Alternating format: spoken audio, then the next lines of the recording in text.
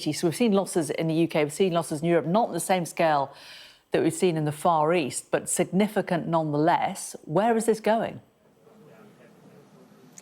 That's the big question. And frankly, honestly, Jane, no one really quite knows. And that is one of the reasons, actually, we're seeing this battering again today is around clearly that uncertainty. In the last couple of minutes, though, as you've been talking about, confirmation from Hong Kong that its stock exchange has closed down more than 13% today, that it's its worst single day in 30 years, since 1997 and the financial crash back in Asia back then. Now, Asia is more exposed, simply because it trades a lot more with the United States and the reaction to China. But we've seen, for example, particularly in Hong Kong, big global banks that are involved in global trade, like HSBC, get really hammered today, and Standard Chartered as well, simply because they will be impacted by these tariffs most. And it's the same when it comes to car manufacturers, for example. One of the big fallers in India today has been Tata, which makes a lot of cars that are exported to the United States. It is a similar story in Europe. It is those companies, again, that are most exposed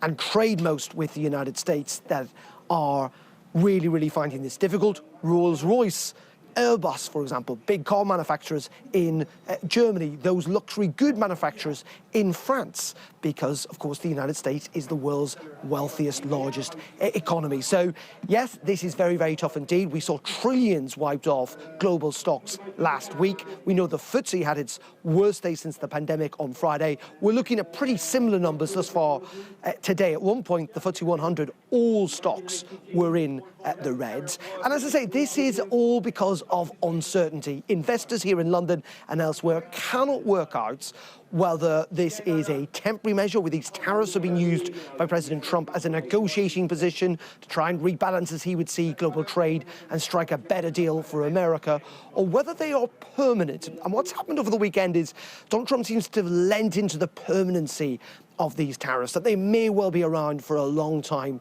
to come. And that's really unsettling investors, because that will mean a proper trade war. We've already seen what China have done, the EU taking a pretty hardened position too. I think there are a couple of questions, a couple of things that may well happen in the next couple of days that might change that narrative. First of all, President Trump is meeting with the Israeli Prime Minister later on today. He imposed a 17% tariff on Israel last week. The Israelis want to see that lowered.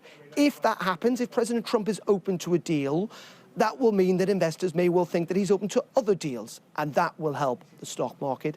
And I think the second big thing is the reaction inside the United States itself. We've seen even Trump supporters not terribly happy with this. I'll just read you this quote. It's quite good, from Bill Ackman. He is a billionaire who backed Donald Trump, but not a friend or a fan of tariffs, Jane, and he says that President Trump has launched a global economic war against the whole world that will usher in an economic nuclear winter. Pretty punchy stuff, but it is a reminder that lots of Republicans and even people who support Donald Trump are not a fan of these tariffs. Can they rein him in the weeks and months to come? But for the time being, yes, we are seeing another bloodbath, if you like, another difficult Monday on the markets because of just that continued uncertainty. So fundamentally, to answer your question, where does this go?